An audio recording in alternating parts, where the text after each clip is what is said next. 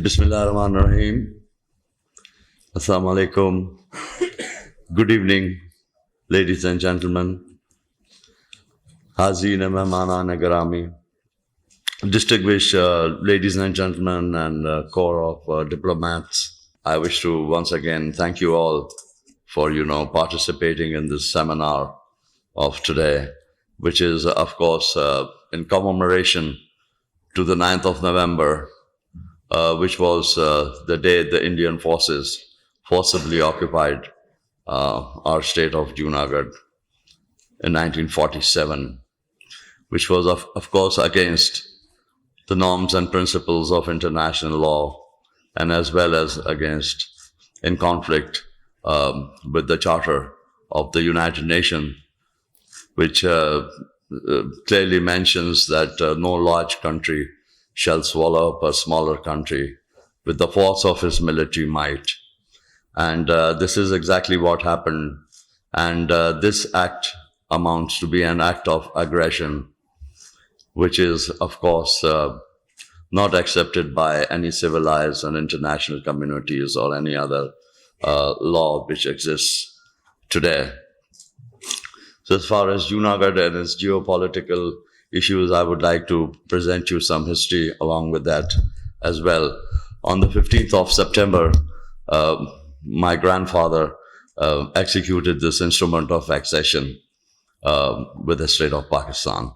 So, as you are all well aware that by virtue of the Indian Independence Act, which came into effect in 1947, it was called the Indian Independence Act of 1947. And it was, of course, ratified by, at that time, the British Parliament. And a few things happened by that, in light of that Indian Independence Act. The British paramountcy that they were exercising on Hindustan, so they receded. And India became an independent state, and then it was divided, carved out, as we call it, the partition, and then Pakistan was created. And not only that, but there were 562 ruling princesses at that time in India. And those rulers had gained their independent sovereign status, like in our case, Junagadh, which was an independent sovereign state, was declared an independent sovereign state in 1735. But after the British came in, then we had signed some treaties with the British, and we were sharing some powers with them. We had surrendered some, subjects, or you can say ministries to them. And just in the same way, we signed the instrument of accession here with Pakistan. And so these things happened, and of course the rulers were then given the right of choice to accede to dominions of India or Pakistan. And my grandfather, taking his option as the sovereign ruler of the state of Junagadh, they consulted with the state council. Now the state council was the state government, and they had representative because a bit of the majority of the people were Hindus.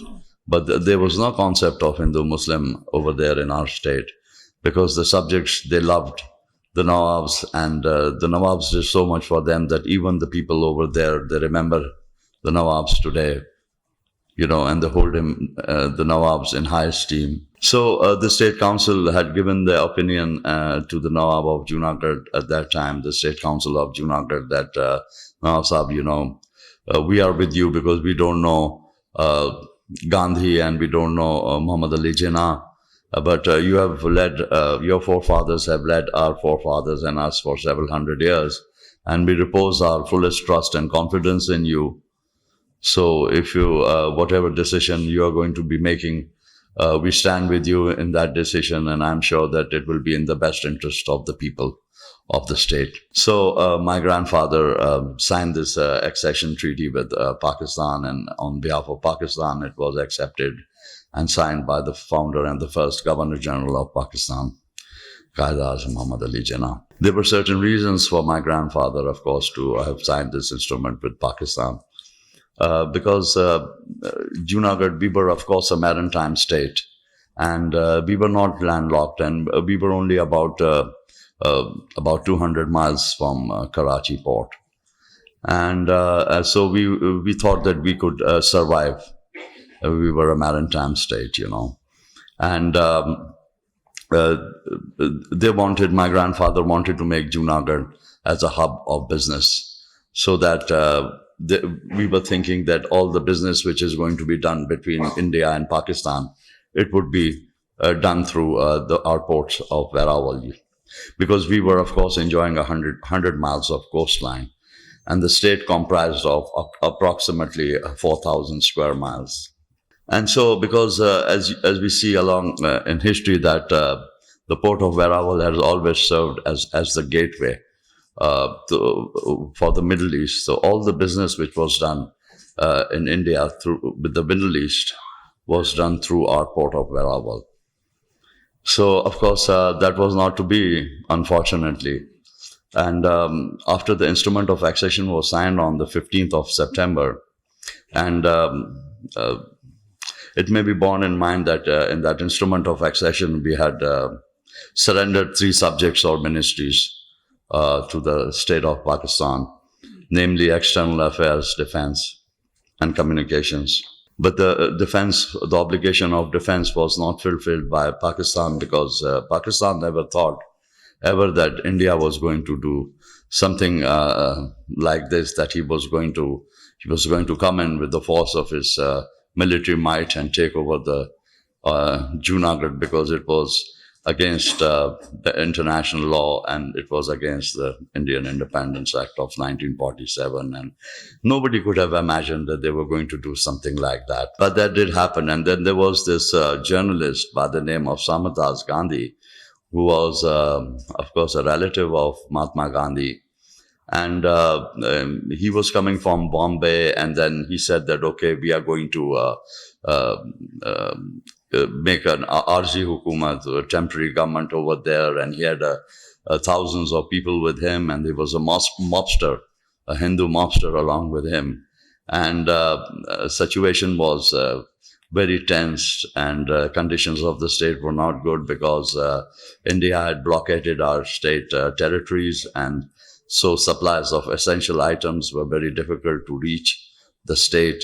And the state was in a position of chaos, and that's why my grandfather came to visit Quaid-e-Azam to talk to him, as there were no provisions of defense, and the state was in a state of chaos.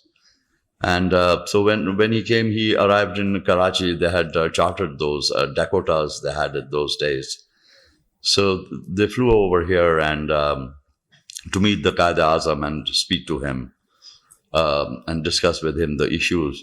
So when he arrived in Karachi and stayed there for a while, that was the 25th of October, 1947. But he didn't get the opportunity to meet Quaid-e-Azam, because I think he was not very well in those days. So my grandfather waited here and waited. And exactly, you see the sequence that on the 15th of September, the instrument of accession was signed. And 25th October, my grandfather came to Pakistan. And on the 9th of November, which was hardly about 2 weeks away from 25th October, the Indian forces came, and they took over the possession. And I think it was better that they took over the possession in the instance that rather if Samadaz Gandhi would have arrived there with his mobster, because then there would have been a genocide, and there would have been a lot of bloodshed over there. And I think it was at that time when Sir Shah Nawaz Bhutto wrote a letter to the regional commissioner over there in Rajkot. And Rajkot, the state of Rajkot was only about 50 miles from Junagadh. And that was the seat of the Western Indian States Agency, Kathiawar. So the AGG used to sit there, which was the representative of the Governor General of India. So all the matters relating to the princely states of India were dealt from the regional headquarters, which was Rajkot. So, anyways, Samandas Gandhi was stopped by coming into Junagadh, and then the first Assembly of India, which was the Constituent Assembly of India. And then after that, he also lost the election over there, the first election. And the Constituent Assembly of India didn't speak very good about him. They condemned his acts for what he was trying to do. So just recently, as we have gathered here for the 9th of November to commemorate this day, we in Karachi also had some very powerful meetings along. As you are well aware that we have about 2 million people in Pakistan. Most of them, they are residing in Karachi. And so we had some good meetings in our federations, in Junagadh State Muslim Federation, and with all the representatives of the Jamaats of Junagadh, and they all have their own organizations, and they have their own elections, they have their own Jamaat Khanas, and from there they're conducting social welfare work. And of course, as you know, that Junagadh was an absolutely welfare state, because education was free in our state of Junagadh. The students were encouraged; they were given clothes, they were given books, free boarding and lodging, right from primary to to the highest level of educations. And then in healthcare, if you see, then hospitalizations and medicines were the express responsibility of the state government. And not only that, but there were 5 langars, which was distribution of free cooked food for the people who are the needy and the deserving. So no one in our state slept hungry, So that is a golden chapter in the history of my family. And the people loved, and there was a relation between them was like of a father and the children, And it was the sovereign ruler was of course the Nawab of Junagadh, but it was like a sort of a parliamentary monarchy where the people used to sit and they used to say that we want it like this and we want to have it like this when the courts were held, and we want these laws and we don't want this, and this is how we want the state to operate. And the Nawab said, okay, whatever the people's wishes. So that's why the people love us even today. Institutions, buildings, the first lepers asylum that ever came. Junagadh was a very advanced state of its time. The first lepers asylum that came to undivided India was there in Junagadh, and which was named after the consort of Queen Victoria, Empress of India, that Prince Albert Victor, and they named it after him. And then, of course, the dams and all the sites and the madrasas and the colleges and the institutions and the hospitals. So in the same way, our community has worked a lot. The people who came from Junagadh have worked a lot in the interest for building Pakistan into a successful state. The industry and the economy and the business of Pakistan today, and see where Pakistan is today. And in the same way, you see Maulana Abdul Sattar Edi, he belongs to our state of Junagadh, who was a great welfare person who did a lot of welfare works here in Pakistan. And like Haji Hanif Tayyab of Al Mustafa Foundation and many other organizations are run by people from our state of Junagadh. And if you see in the field of sports, like my father was a great cricketer himself, who of course had played the Ranji Trophy. And he was asked to play on the Pakistan team, national team. But of course, the affairs they were basically broken people from inside because of the occupation of Junagadh, and then they were too busy taking care of themselves, here. And so he didn't play, but Mushtaq Muhammad and Hanif Muhammad and all the Muhammad Bradran and the Farooq cricketer and all these people are from Junagadh. They are from our state of Junagadh, and my father trained them over there. So in the field of social welfare, in the field of business, in the field of industry, economy, they are contributing a lot. And of course, my father was there, and all the business community looked up to him in Karachi, and he was patronizing all these people, all the businessmen. Come on, we have to, do it, and we have to build Pakistan, and we have to pull the industries. And, most of the Daws, the big names, the 24 richest people of Pakistan at that time, Daws, the Kareems, the Dadas, the Adamjis, so many of them today, on the stock exchange, there's so many people. It's all controlled by the Memon Gujarati communities. They're all from there, So we had this lovely program in Karachi, commemorating the 9th of November. And then my grandfather passed away in 1959. His Highness Nawab Sir Muhammad Khanji. And then my father was recognized by government of Pakistan in 1961, Nawab Dilawar Khanji. And upon the death of my father in 1989, then 1990, 91, the government of Pakistan was pleased to recognize me. And so, as our case is there, pending in the United Nations, it's a powerful case of Junagadh. And the state of Pakistan supports the claims of the Nawab of Junagadh in the United Nations. But in 1972, there was this presidential order, and then in which they did all the abolitions of privy purchases and the prerogatives of the exceeded and the exceeding states into Pakistan. And they said, okay, Junagadh will be one of the states which have merged. So I said, okay, it doesn't apply because we were on the original instrument of accession that unless any laws Pakistan makes has to be accepted by the ruler by virtue of an additional or supplementary instrument. So that was, of course, not very good, and we still see that. We wish to see that Pakistan is a little more serious on Junagadh, as to, if not on international levels, then at least on domestic levels. We need a house here, like we have the Frontier House, we have the Pakhtunkhwa House, and we have the Punjab House. And so I tell them that there must be a Junagadh House here as well.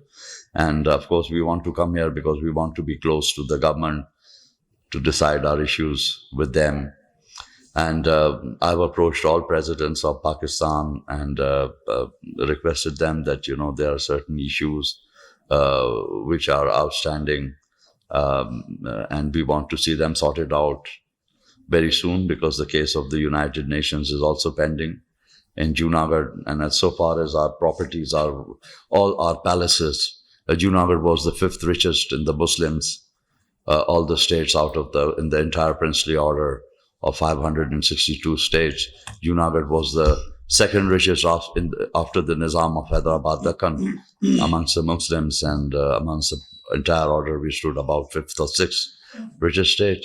And all our jewelry, a lot of it has gone, of course, this has been stolen, like Brigadier Saab was mentioning. But it was, of course, because Nawab Saab had come here just to meet, and we were supposed to go back. And the palaces stand there, and Junagadh suffers, and India has lost trillions of dollars of income and revenues. Had the Nawab of Junagadh been there, the people are... they don't have jobs as much as they would have. The people have been more happier, and they would have had a good life had the Nawab been there. But now the palaces are in a depleted state, and a few of them are slowly sinking. And all the furniture and the grandeur of the ruling Prince of India is slowly, fading away. Very little is left. A lot of it has been stolen and gone by. But it's okay. But it is something here that for Pakistan, that is it not ironic, if I may say in the end, that the family who's created so much, has rendered so much sacrifices for the creation of Pakistan, that today we don't have an inch of a place here in the capital of Pakistan. Like our forefathers, they came in from Afghanistan, and they went as they were generals, they were also in the Shura once upon a time of Afghanistan, which was the government of Afghanistan. And then they came with the armies and they went with Humayun. They entered India. And after that, they were working with the Mughal in the Mughal darbars, and there were commanders and generals, and of course they had helped them, because if you make something, if you create a state, we created the Sultanate of the empire, the Indian Empire.